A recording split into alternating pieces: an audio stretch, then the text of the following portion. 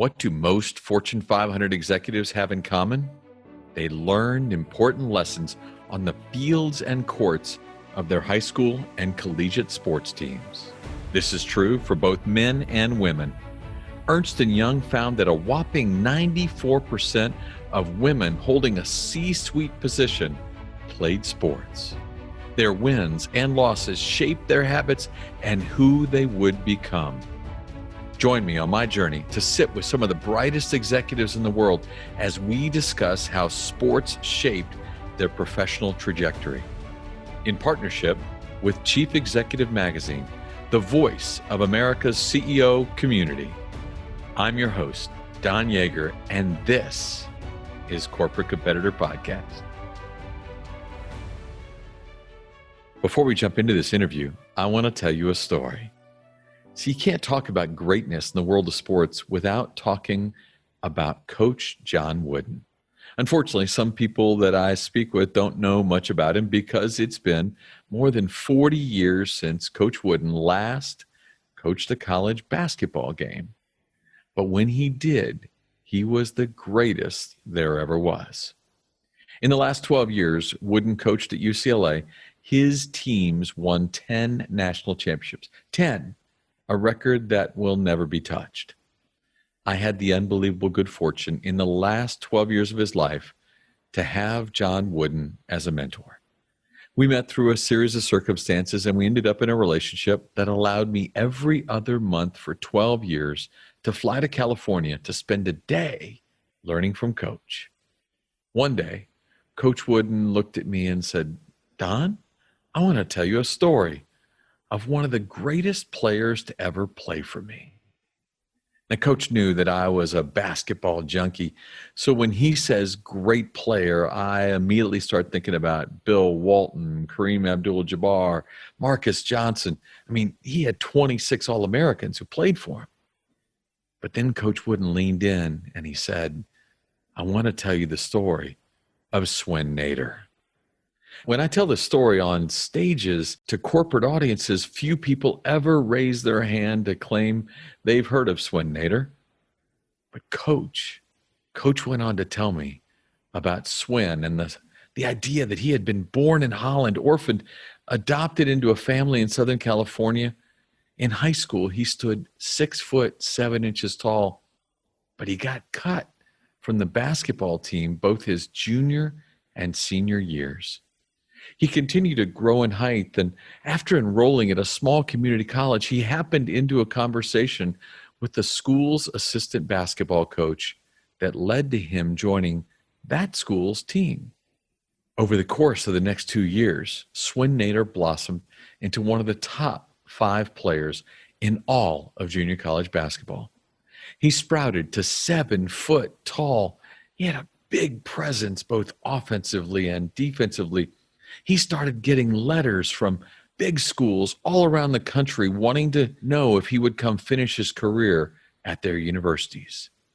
And at that point, his head coach looked at him and said, "Before you accept one of those scholarships, would you let me call John Wooden down at UCLA?" Now, Swen laughed, right? UCLA had just won its 5th consecutive national championship. He started thinking, I didn't make my high school team. Like they need me, right? But Swen listened as his coach made what Swen will tell you was the greatest sales call of all time. His coach got John Wooden on the line, and he said, "Coach Wooden, I'm looking at your roster. It would appear you have a scholarship available, and I've got your players sitting right here." Now, John Wooden has heard coaches call him to say that 500 times, but he very politely said, Why would that be? And then the junior college coach said, "Coach Wooden, while looking at your roster, I've figured out your problem." How about that? You're a community college coach calling a guy that had just won his 5th national championship, and you want to tell him what his problem is, right? Coach said, "Coach Wooden, here's your problem. On your roster next year is Bill Walton, and everybody knows the second Bill walks on the court, He's going to be one of the top 3 players in all of America. But here's your problem. Bill Walton is 6'11" tall, and the next tallest guy on your roster is only 6'7", which means that every day in practice, there will be no one who can push Bill Walton, no one who can challenge him to develop, no one who can encourage him to grow and get better. Coach, you need my 7-foot guy to make your 6'11" guy get better every day in practice. John Wooden got it. It is the value of association. See, we're better in the presence of people who can push us, challenge us. Coach Wooden invited Swen to the UCLA campus and offered him a scholarship. When Wooden did so, he said, "Young man, if you accept my offer, I promise you 2 things. The first is that if you come here, you will hardly ever play." How about that for a recruiting pitch, right? You'll hardly ever play because the guy in front of you is so good. My second promise, Coach Wooden said, is that if you come here, you will get a chance to compete against the best player in America every day. You will be surrounded by great coaches every day. If you have talent, you will develop it in our company. Now, if you walk into the corporate offices of Costco today and you ask to speak to one of that company's senior executives, out would walk 7-foot-tall Swen Nater, who accepted Coach Wooden's challenge. In Swen's years at UCLA, Coach Wooden was right. He hardly ever played, but he was there pushing Bill Walton every day in practice. And as a team, UCLA would go on to win 88 games in a row, a record in college basketball that will never be touched. They played for 3 more national titles, and when those 3 years ended, Bill Walton became the top pick in the NBA draft. He was asked by scouts who his toughest competition had been, and he pointed at Swen. And that year, Swen Nater became the first player in the history of the NBA draft to be selected in the first round, having never started a senior college basketball game. Talk to Swen, and he will tell you, I know I was brought to UCLA to make Bill Walton better. But the most amazing thing happened. While I was pushing him, I got better too. When Coach Wooden finished telling me this story, he said, "Don, if you want to remember one quote, remember this. You want to know what your capacity for greatness is? Your capacity for high performance? Understand that you will never outperform your inner circle. You will never outperform the group you have around you in your professional life, in your personal life. You will never outperform them. And if you want to achieve at a higher level," John Wooden said, "always be improving your inner circle." So as I was thinking of a lesson we could all learn today, I couldn't imagine anything better than bringing in Swen Nater. So on today's episode, Swen will expound on his incredible journey and share how John Wooden impacted his life. The lessons basketball taught Swen continue to shape his life and leadership as an executive at Costco. So let's jump in. Swen, thanks for joining us. Don, my pleasure. I've been looking forward to this. I know that I've talked to you before and Coach talked about you all the time, so what a great gift that I get today. What did Coach say? That he should have played me more? He said that every time. That's the way he ended every conversation. Just knowing your life story, you grew up in the Netherlands, came to the United States as a young boy, and as a junior in high school, you tried out for your high school team. You're the tallest kid in the school. Mm-hmm. Tell me what the coach said to you at the end of tryouts. I'm going to tell you the true story. I was a really weird kid, so I didn't really have a social life. I loved basketball, because of my height. I had a really nice touch. I loved to shoot. I always loved to aim. marksmanship, right? It's just something that I've always been fascinated with. Even today in the bathroom, after you wash your hands, I got to go a behind the back pass into the trash can instead of just normal drop it. It's got to do something to see, can I do this, right? So I loved it. Now, for some reason, I didn't have shoes. It was right at the beginning of school, and I didn't have any tennis shoes yet for gym class. I don't know why. So I tried out for the team in bare feet, right on the basketball court, and everybody else had shoes. Some of the varsity players were playing, and I don't remember how it went, but I didn't do very well at all. But I was tall, and I was probably about 6'2" as a junior, pretty tall. The tallest kid in the school was 6'6". He was a big guy and stocky too. So tried out for 2 days, and the coach said, if you don't have any shoes by tomorrow, don't bother coming out.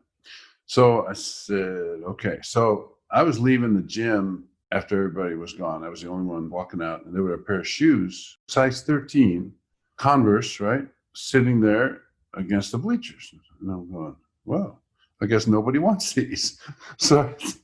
And I would wear a size 11, so that was close enough for me. So I grabbed them, took them home. The next day, I walked into the gym with those shoes on, right? And as I walked into the gym, the coach was sitting in a chair, like kind of, in the mid-court area on the sideline. And the starting center, the 6'6" guy, was standing next to him with only socks on. So he didn't have any shoes. So I was wearing his shoes, I guess. Picked the wrong guy. So the coach says, come here, Swen. Where'd you get those shoes? I said, I bought them at a secondhand store. He goes, no, you didn't. Those belong to... He says, just give them up and leave, and don't come back, and don't bother trying out as a senior either. I don't want you on the team. So as a senior, I was 6'4", 6'5", 6'6". I graduated about 6'7", but the coach never wanted me. But I did play basketball, after school a little bit, and then gym class. Really loved the game. And I used to fall asleep at night with a transistor radio on low right underneath my pillow, so I could listen to the Laker games with Wilt Chamberlain, Jerry West, Elgin Baylor, Gail Goodrich. I fell asleep dreaming about being a Laker. And one day that actually became a reality. Isn't that funny? I mean, like, here you are, you don't end up on the team, but you're dreaming about being a Laker. Yep, had a dream. And just a few years later, you end up being recruited by most of the major college Division I schools in America. Tell me about the journey between being told not to come try out as a senior and ending up at a major university. I had a brother who's just 50 months younger than I. We used to do a lot of things together. And one of the things we'd do is we'd go out and play basketball. In the summer, we'd go out to the school and shoot, right? And they used to have the chain nets, right? Beautiful sound when that thing hit the chain. Bam! We'd do Jerry West jump shots and mostly Jerry West stuff, just shoot. And then I got bigger and a little stronger, I guess. I went to Cypress College. First day of school, I'm about 6'9", and I'm only about 180, maybe 175 pounds. I tell people I was so light I couldn't keep my seat down in the movies. So I'm walking on campus the first day. I'm eating my lunch out by the vending machines and the tables. A guy comes up to me and said, I'm Tim, and what's your name? So anyway, we met, and he said, you see that guy over there by the teacher lounge? He's assistant coach, and he wants to know if you're going to play basketball. Now, that assistant coach was Tom Lubin, who you know. Yep. So I went and met Tom, and I said, I'd love to play on the team. He said, well, let me take care of that. He said, are you willing to practice? I said, yeah, anytime. He said, meet me here on the outside court, because we didn't have a gym, after school tomorrow. So that's what I did. And he showed me a hook shot, which his uncle had showed him. His uncle was Frank Lubin, the great UCLA All-American. And I started shooting 500 hook shots a day. My first year, I sat the bench until the last 2 games of the season. The second to the last game, the center got hurt. And before that, I hadn't even gotten a game. So coach put me in, and I blocked the other center's shot twice, got about 4 or 5 rebounds, 15 points. We won the game. In the next game, which was actually, I think, the next day, I got 20 points off the bench. And that was the end of the season. That summer, Tom Lubin took me into the inner cities of LA, and we played in every gym possible on Saturdays. And I lift weights, practice my hook shots and stuff, and then get my experience. And boy, it was rough. I mean, when you're in the gym, it's all about how good you can play, not what color you are, because it's all about winning and staying on the floor. Right. And so that was cool, but I got my butt kicked. I got not chosen. Nobody wanted me on their team until the end of the summer. Everybody wanted me on their team. And then I became an All-American at Cypress and got recruited by John Wooden at UCLA. That's an incredible transition, right? From sitting the bench first year to a year later being an All-American and recruited by everybody. Well, I knew there was a timeline, right? There was a limit. There was a deadline. Right. So it was a crash course. And the best way to crash course is to work on the fundamentals, get stronger, pump and iron, and go out and get the experience that I didn't have. And I got a lot of experience. So it was a good formula, I think. It worked. Yeah. So tell me about being recruited by Coach Wooden. I know you and I have maintained a love affair with the man, even all these years after he's passed. But tell me about that first time. The first time I met Coach Wooden was when I was being recruited. It was one of my 5 trips. So you get 5 trips, 5 schools: UCLA, USC, Florida State, Denver, and Texas Tech. I met him at the track meet, UCLA track meet. He said, "Swen, I can't promise you any playing time unless it's at the end of a game, if we're way ahead and way behind. Because there's a kid coming in by the name of Bill Walden. He's from San Diego, and he's pretty good. You don't have the experience he does, and he's extremely talented.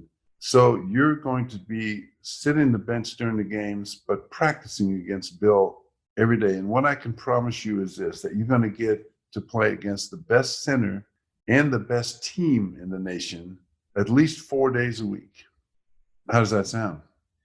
And I said, "It sounds pretty good." I knew I needed experience. And man, there's no better experience than playing against the first team in the nation every day, right? I didn't say yes then, but I knew I was going there. The recruiting pitch there, though, I can't promise you anything, but you'll get to play against great players. How does that sound? Versus, I'm sure, some of the other schools that were offering you all the playing time you could manage, right? Yeah, and they didn't know.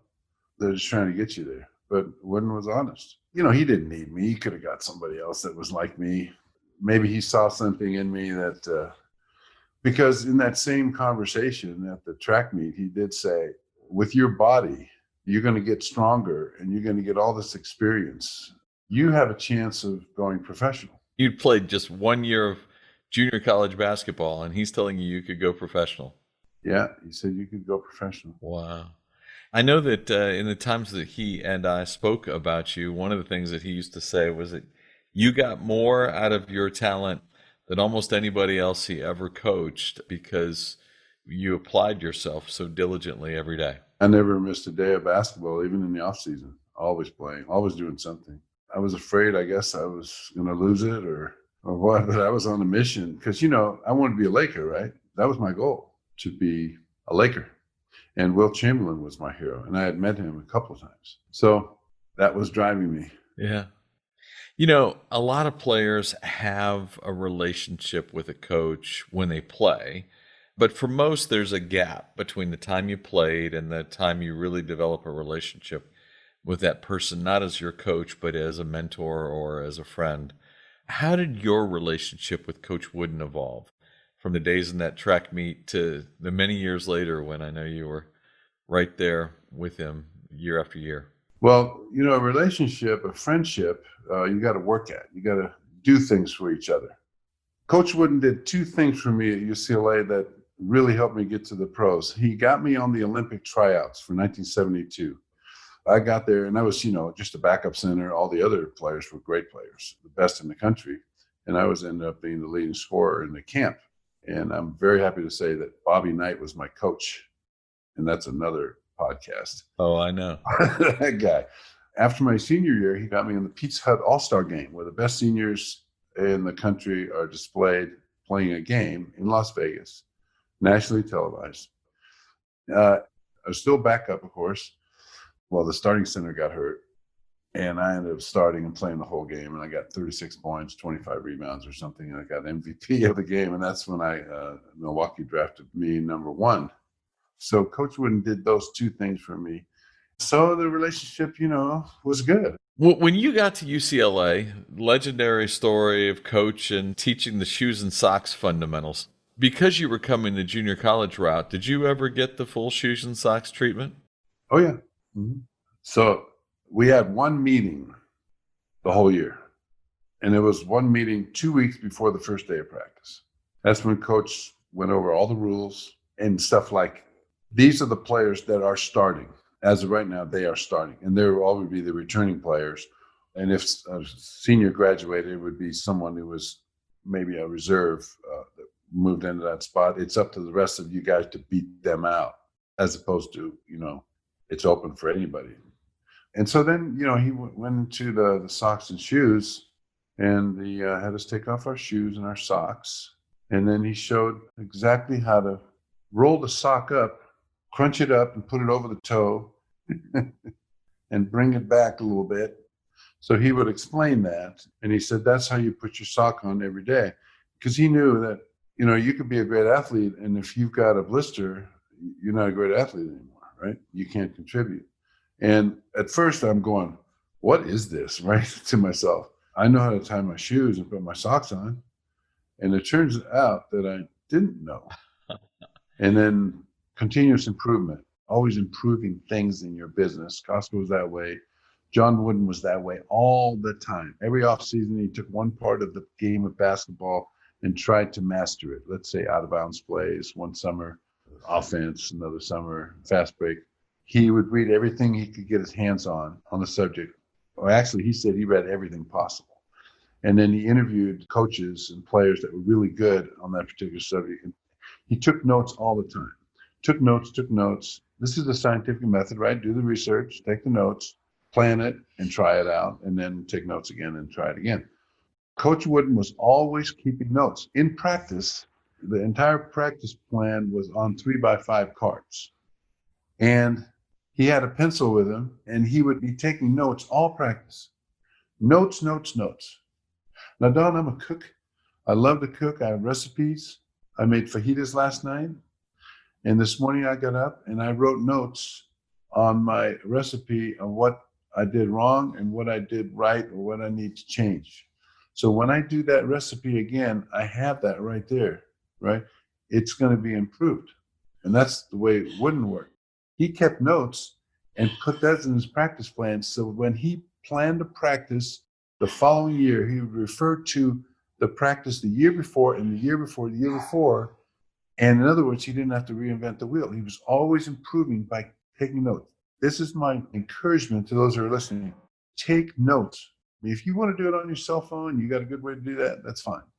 For me, it's a little pad of paper, write down notes, things you need to remember that need to get better, right? As you go around and you meet people and you build relationships and you find out some needs or some people that need to be recognized, put it down, take notes, and keep improving things the next time through the notes. That's the way Wooden did it, and it worked for him. Better never stops. It never stops. It's very good. Yeah. And Don, he was establishing the culture. This is the way we do it, and there's a reason why we do it that way. It's details and doing things that are important. And what a great lesson, even on into a business career, right? That you do the little details right and the big things come your way. Yep. I've been working for Costco 25 years. We're still doing what we did before, always trying to buy the best possible product, best possible price, and cutting down the costs as much as possible. All because you stay committed to those fundamentals of understanding here's what the culture is, here's what we want to value. Yep. And if we're going to do these things precisely and do them well, the results will be, in the terms of business, better product, lower price. In terms of basketball, championship. Yeah, there are fundamentals and basics for everything. And it's easy to try to get around those. In basketball, the balance, right? The pivoting without moving up and down, and all the things we did at All Americans that were out there, and coach said, "Get your chin up.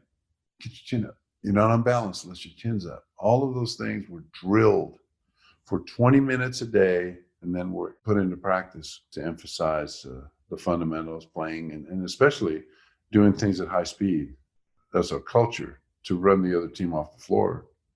Nobody played that quickly until they played us, and they may have done well for a while, but after a while, they just wear out and they start making mistakes. It worked to your advantage. You know, Coach, obviously considered the greatest of all time. There's so many things you can learn from someone like that. But if you had to pick one thing you learned from John Wooden that you played into your professional career, either as a player or as a leader, if you had to nail it down to one, what would one great lesson from Coach be? How to teach. How to teach. You haven't taught until they have learned. That's what John Wooden told me once. He said, I'm a teacher. I'm not really a coach. I'm a teacher of basketball. John Wooden was a master teacher, and we could spend a long time. Let me just tell you a few things of his teaching methods.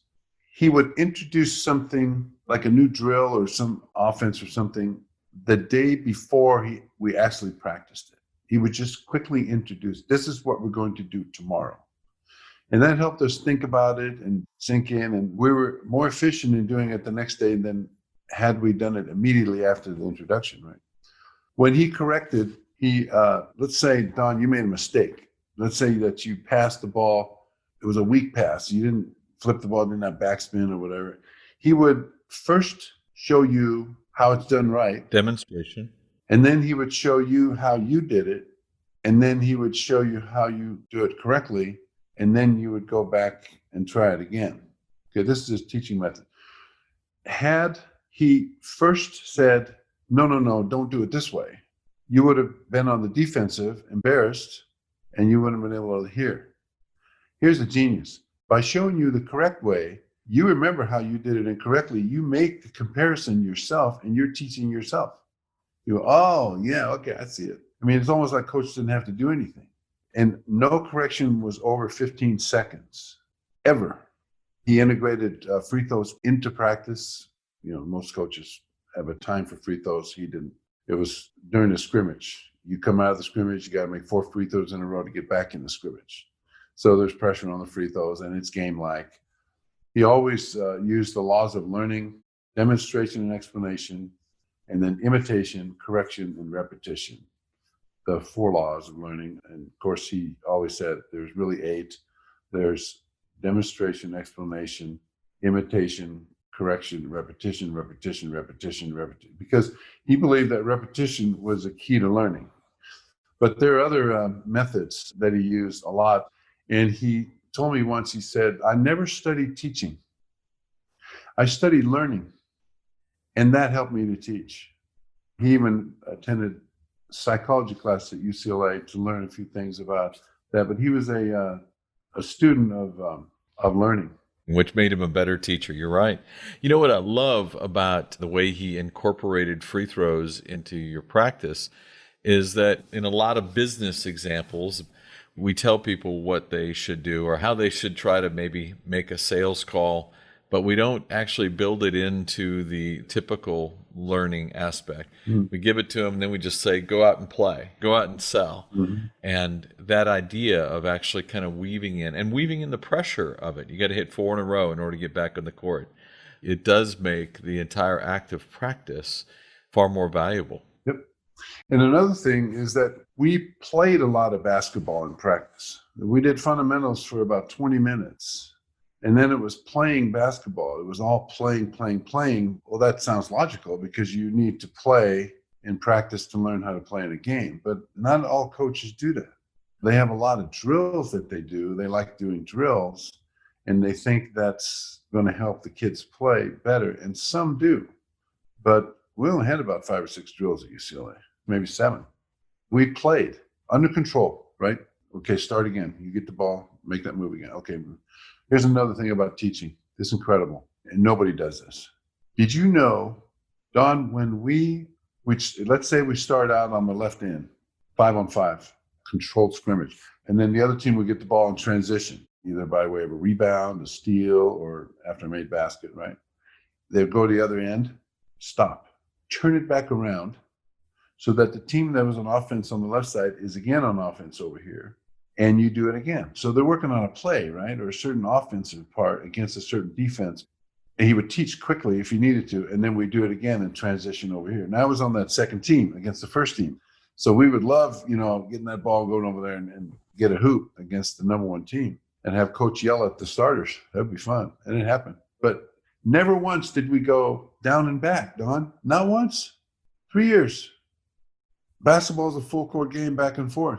Right. So for 15 minutes, Don, that one team would run that offensive play. Now, how good are they going to get? They're going to get really good at that. Repetition, repetition, repetition, right? Yep. He knew that it could get raggedy. You go back and forth a couple of times, you're going to get people cherry picking, and what you needed to teach happened so long ago because you went up and down that they won't remember. What you want to do is teach it when it happens, and this is how you do it. Teach it when it happens. Yep. But again, what a great lesson from a business standpoint, right? We can actually say, hey, here is the model. Here's our go-to-market strategy or whatever it is. But if we're not actually pulling everyone in and then not just explaining what it is that we're going to do, but demonstrating it and actually giving people the opportunity to grow and get better, we can't quite apply the lessons of learning that Coach Wooden might have offered there. That's very true. If we're talking about a leader, a CEO, or any kind of a manager, people, they have to be teachers. They have to learn how to teach. They have to study teaching and learn how can they get information across to somebody else and it gets implemented. It makes a difference. That person gets better. You have to keep watching and correcting along the way until you know they have it, and then you can let them go. But correct in real time. I like that, right? Correct in real time. Yeah. The number one complaint of employees in companies like Costco is nobody taught me how to do my job. It's like on the job learning or figure it out, or they just told them how to do it. And then they figured that they'd know just by telling them, or they showed them how. And then they go and try it themselves. But then, they forget, right? They forget, and that's wasted time. If you just stay with it, say, try it. Okay, no, do that. Okay, there you go. Make a list, make a checklist.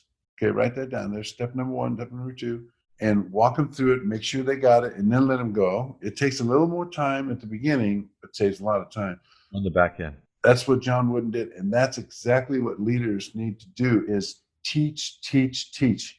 You're going to have well-trained employees. They're going to be happy, and they're going to be productive, and you're going to build that relationship with them by this interaction of student-teacher. Yeah. And they'll be more confident because you've given them that instruction. You've taught them. Yeah. Teaching is the number one important thing in business. Right. Training employees properly. There's nothing like hands-on. And I've been through that at Costco, and I've had some unbelievable, great teachers who they just got it, right? Yeah. And you had good teachers in school that helped you, that got you excited about what you were learning. And we'll never forget those people as we look at it. You had the opportunity while at UCLA to be part of, obviously, not just one of the greatest programs in the history of sport, but also individual teams, right? Year to year. Many people refer in the corporate world today to their organizations as teams. But the truth is that some of these are actually really more a collection of people drawing the same paycheck than they are a team. Well, how do you distinguish between a true team and that collection of individuals who might be all doing the same thing? Let me just say that by the time I was a senior, I had absolutely no desire for self-glory. I didn't have any desire to get into a game, score 20 points, have everybody know how good I really was, even though I wasn't playing much. I was completely sold out to helping our team win and making other people better. So at practice, I worked my tail off trying to get Bill better. I gave him the best competition, they say, that he got all year from any center. But everybody was helping everybody else. And that doesn't just happen, right? After a game, if a player scored 25 points and John Wooden was interviewed by the television station, he would never have the leading scorer on with him because he said they already got their glory. They're going to be in the newspaper and all that. He brought up a guy that got 15 rebounds or made great passes or stopped somebody on the other team, and he would recognize them. Also, we had the same haircuts, right? Sideburns no longer than the top of the earlobe, 2 fingers length hair, all shirts tucked in, socks pulled up. We all had blue jackets and ties when we went on the road, always the same. And we had no names on the back of our jerseys. There was no Nater back there. It was number 31.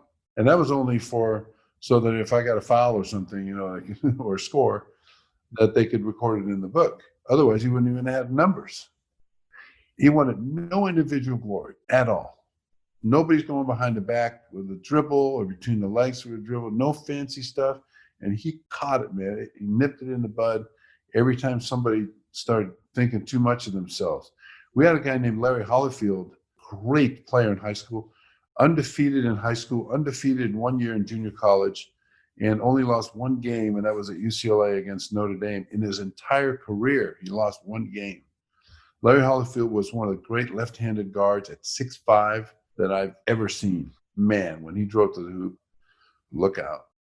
And he completely gave himself up for the team.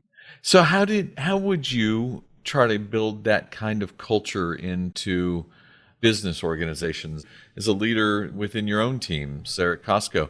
How do you build that help each other mentality into your team? The first thing that you do is recognize performance, recognize hard work. There are a lot of managers who don't do that. Recognize the little things. In order to recognize what people are doing, you have to know what people are doing. That means you have to be there. You have to talk to them. You have to stop by and say, hey, how's it going? Like in a Costco building, the manager has to go to every department. And what's going on? You got any problems? Or, so that you can see when good things are happening and you say, yeah. There's a good book years ago called Gung Ho, when there were 3 principles for leadership. And the last one was The Gift of the Goose. A receiving manager or shipping department, and they had a bell, and anytime somebody did something amazing, they rang that bell, right? And so that's what you got to do. You have to recognize people for what they're doing. Not only the ones that are doing the major stuff, but especially the ones that are supporting. Recognition, when done right, can be a huge motivator. Yep. We did a great interview with a leader named Xavier Williams. He talked a lot about that, about as he was building out his teams, how important it was to recognize and appreciate the efforts of those along the way, because that made such a difference in the way they would want to show up later. The premise of this podcast is that there was some research done, and it showed that a disproportionate number of Fortune 500 executives had been engaged in sports at either the high school or the collegiate level, and that experience helped shape the way they lead today. Do you agree with that premise, that the experience of athletics helped make you a better leader? Being in sports in itself, just in itself, I don't think can make you a better leader unless you had a really good experience, unless you learned something, unless you were part of a team. Now, I know you can learn what not to do from people that are not doing it right, I guess. But to have been on a UCLA team and seen the genius of John Wooden as far as leadership, and then you become a manager, and it's so easy to apply that. A lot of us don't pay attention when we're playing sports to what's really going on. And I know I didn't, as far as what was really going on with John Wooden and his teaching methods and all. It wasn't until much later. They say that you learn how to be a teammate. You learn how to sacrifice self-glory for the benefit of the team. You learn how to help make others better and work together toward a goal. I guess those are really good. But like Abraham Lincoln said, we learn something from everyone, although sometimes, actually most of the time, it's what not to do, but that's learning just the same, right? Right. Well, Swen, it's been amazing to get a chance to look back with you today and to appreciate our mutual love of John Wooden and our admiration for all that he taught to us and to many others. What an awesome way to begin the day, learning from you, learning from Coach, and reflecting. Thank you so much for the opportunity to have picked your John Wooden memories, as well as so many others from you today. It was a pleasure, and I always love talking about the coach, as I know you do. You've done a lot for him, getting the message out, and I wish everyone the best success, and Merry Christmas and Happy New Year.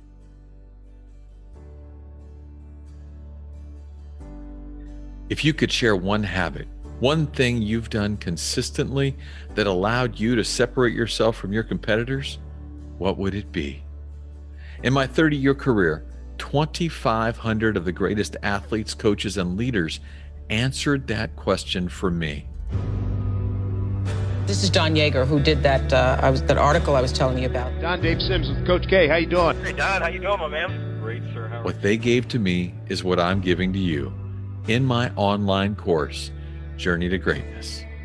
Through engaging storytelling and on-demand videos, you will learn the 16 habits that will jumpstart your personal growth. I will instruct you on how to apply these winning characteristics to your life through custom workbook exercises. As we enter the new year, we are slashing the price for our podcast listeners.